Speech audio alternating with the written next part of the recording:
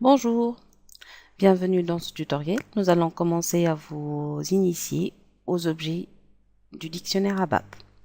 On commencera par les data elements et les domaines. Donc, c'est quoi un data element?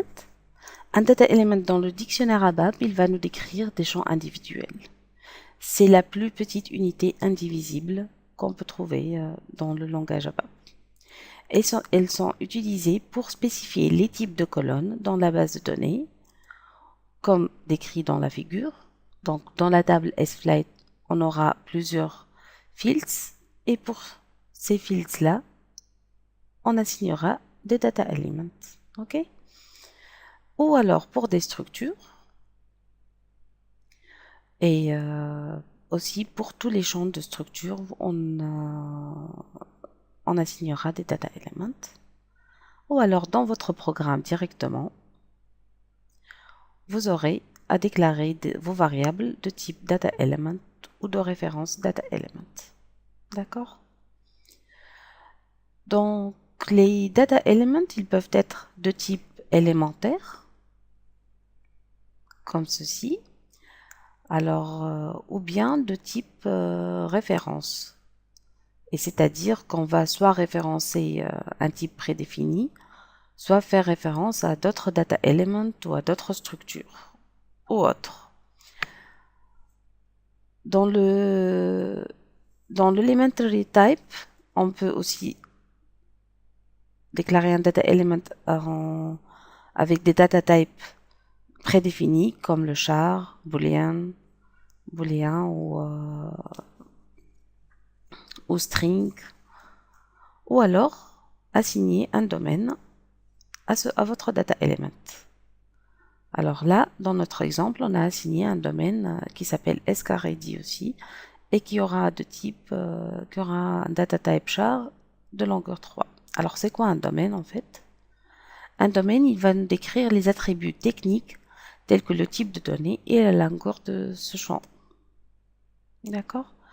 L'élément de données, qui est le data element, il va plus donner un sens et une sémantique à votre type. C'est-à-dire, il va vous permettre de définir des étiquettes de champs ou de labels. Il va vous permettre de définir votre documentation, votre F4 help.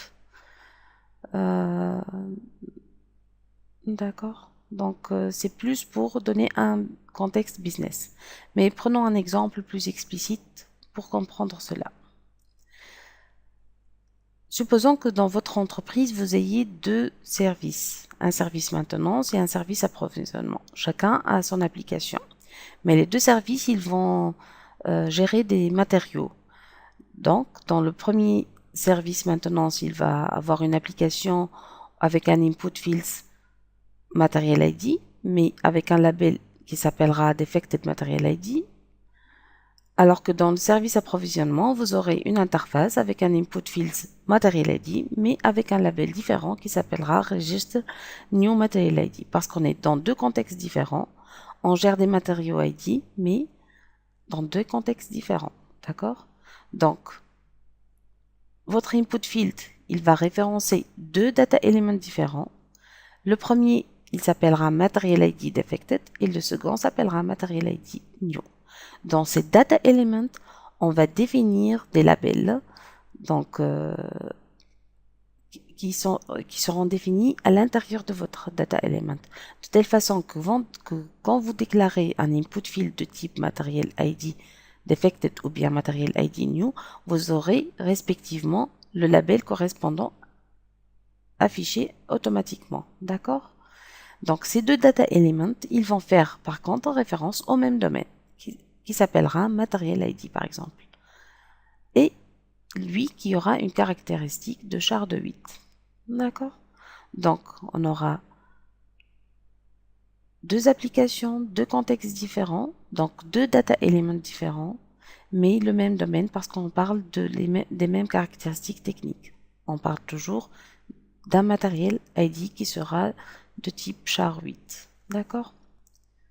Donc, si dans votre entreprise, vous aurez dans le futur un autre service ou une autre application dans un autre contexte et vous utiliserez dans ce contexte-là le matériel ID, il suffit de déclarer un autre data element spécifique à votre contexte avec avec une documentation spécifique à votre nouveau contexte et vous référez toujours à votre domaine matériel ID qui définira juste les caractéristiques techniques et cela vous garantira une cohérence entre vos données pour vos données.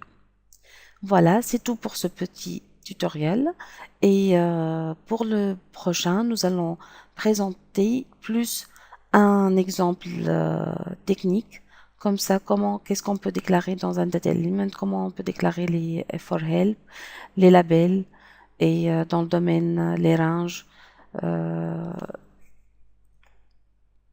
et toutes les caractéristiques techniques. Suivez-nous. Merci.